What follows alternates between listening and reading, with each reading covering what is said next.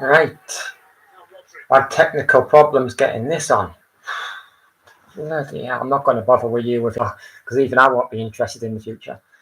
Right, so now we left the last video, part 2, and I think I was talking about Caitlin Johnston and referring to ego, but now I don't want to put words in her mouth because she's probably like me, she's interesting, not just ego, but class and education as well.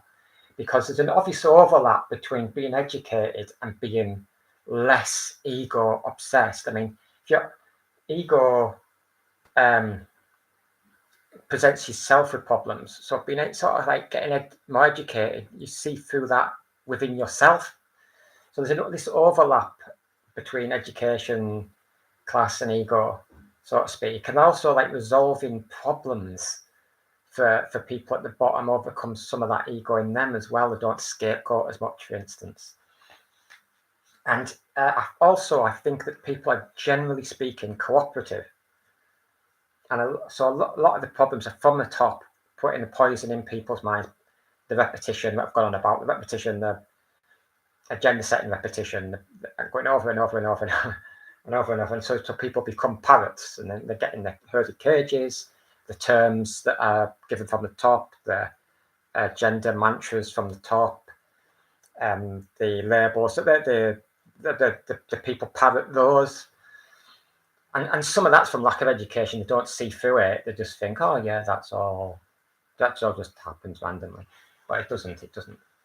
It's all a science, like I'm saying.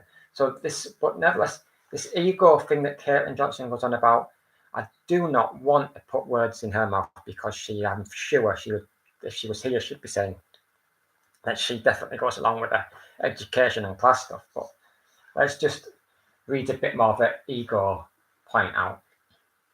To want a healthy world is to what the ego sees as a boring world.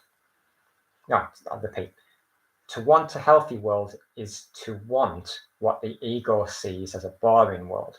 Peace, collaboration, and harmony instead of conflicts, competition, and drama. The fact that egos can't be content without conflict and drama means humanity must transcend egoic consciousness to become healthy. Well, yeah, but again, I think that cooperation, education already is quite vast in this in society. She's not wrong, and I'm sure she would go on about class and education as well. I mean, she says the real world is as different from the propaganda world as it is from any work of fiction. So, like, ego propaganda hooks, they're for people with a lack of education, a lack of ability to criticize power. Maybe it's because they don't think they're as smart as power, something like that. But also,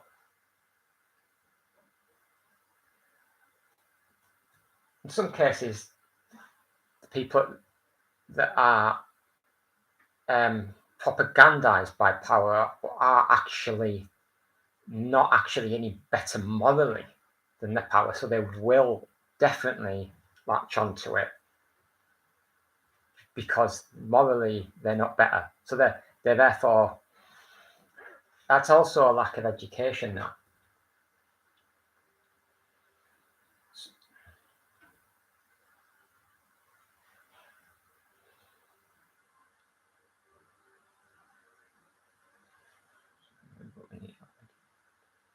But many people are not manipulatable and already too educated, so they're never going to get caught in this web. The state superstructure just relies on there being enough people who are uneducated enough and are manipulatable. They're relying on that all the time. So my solution is to teach about propaganda through inquiries into the history of the propaganda state matrix, state superstructure, showing what it's done throughout time and how it's possessed people's minds to a disgusting extent, which is like assault. It's like assault on psychological assault, abuse. And now also to educate, the inquiries would educate as they do the inquiries, so to speak, especially when we got into the news media as well. And but like I say, most people are already cooperative and don't and it's only but it is the propaganda that tends to be, and that's teenagers and doing relationship stuff. It's the propaganda that tends to manipulate and tends to be the poison. So we educate on this, and I think the state, when the state collapses, this is my maybe a little disagreement with Caitlin, although maybe if she was here, she would say that's not. My point is that the state, because people are already cooperative, there isn't too much of an ego problem. There's a manipulation from the top problem. The state doesn't collapse when there's some kind of ego conscious rise as such. It collapses when the middle class are sufficiently large in number to be suffering themselves, which will actually be the trigger that makes them see through the state superstructure completely. They won't back it up at all. When the middle class see through the state collapses. That's what I think.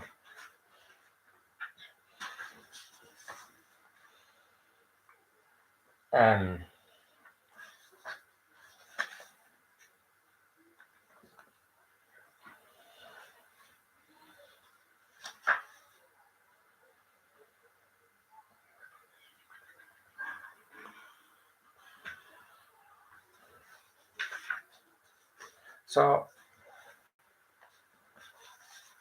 rather than reading every single note I've got there, I think I've got the gist. I think of the science of the propaganda across.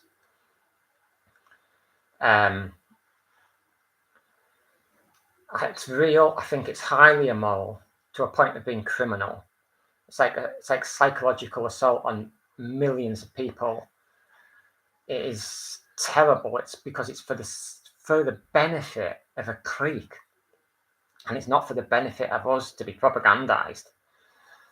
And the more effective it is, the more moral it is, the more see-through it is, the more like useless it is. I think the less immoral it is. So the fact that I think it's smart and immoral is a blooming poisonous combination. And I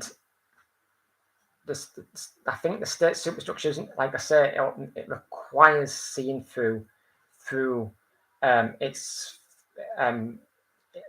it's getting seen through more. But I think that if it gets into more trouble with the AI sort of thing, maybe it's harming it, maybe it's climate change harming it, then it's really going to be in trouble because it's already got a massive cost of living crisis. The elites are finding it much harder to buy people off, and they're barely even trying at times. But they'll get to a stage where they're going to rely on the military to take us on. And of course, I don't deny the military would win. But imagine what a success that would be if people on a large enough scale saw through them the extent you had to get the military onto us. That would be an absolute disaster for the state superstructure, because it much more prefers to rely on its propaganda possessing people's minds and poisoning society. Because it's like an invisible crime. You get the military out, it's very visible. I mean, really, it's the same thing, but obviously they prefer to look like they're not committing any crimes. They prefer to rely on their perfected propaganda rather than relying on the military. You can see why they would prefer that. Look, on the military, that would really be impossible not to see through. But they are starting to see that the world is seeing through them, because you can't, on the one hand, it's like in the Victorian era, they didn't want to give the poor education. They wanted to pretend that they weren't capable of going to uni and stuff. They didn't want to give the working class and women opportunities. They didn't think They pretended that they didn't think they would be capable of getting ahead. Now what we're doing is the same thing. They don't want us to see through the state superstructure for the same kinds of reasons. They don't want that power between the top and the bottom to be shared out. They don't want people to more people coming. They like their status. They like they've got a neediness for power and control. Otherwise, they wouldn't bother with it throughout a whole of history. The Victorian examples I just gave wouldn't exist, and all the examples I've been given about now from these videos wouldn't exist. But that's why they hang on to it so much, because they're obsessed with power and control. They're absolutely obsessed with it. We don't have a world where 26 billionaires have as much money, wealth and income as the bottom 3.5 billion by random chance. It's by design. It wouldn't happen by random chance. But so the state superstructure is beginning to be seen through, but they're still in power. They're still in control. They've still got it as they want it at this moment in time. What we've got to do is we've got to use their tactics against them. That all that repetition they do, all that jerk in the cinema that that they do, like they're constantly pounding us with the same labels, the same terms, the same messages, the same mantras every single day, 24/7, of every month, of every year, of every decade. We have to do the same back to them. Keep saying everything I'm saying in these videos, that they are power. They're just about power. They're just about control. Just constantly tell people exactly what they're doing. We're telling the truth. They're telling lies. That's the difference. And also, we're telling the truth for the masses, whereas they're lying just for the benefit of a clique at the top. Is 0.0000001%. So there's no doubt about it that they're the state superstructure is the bad guys. They don't want peace. They don't want equality. They don't want, like I was saying, they don't want to share power out. They don't want to give more opportunities out. They just want to have control of this narrative, this propaganda that they dish out to us constantly for their own benefit. We just have to keep hammering the same messages in order to maintain that status quo of power and control with them at the top, them with state superstructure, all the machinery, not revolutionaries to take over it. They want themselves to have it forever. Likewise, we've got to keep hammering away at them, exposing them. They're always trying to attack people. We have to attack the state superstructure. That's the only way. The only way we can bring them down is by using their tactics of constantly hammering them. Once you start hammering people, then you're playing their game. They're like putting that out there. They're saying, don't criticize us. Please criticize people. That's why they do culture wars and things like that, because they don't want power to be criticized. They want people to be criticized so that people are divided and don't harm them. They never want to harm themselves. They never want anything, any of their agenda setting they do, and repetition is always to deflect from themselves and to get at people.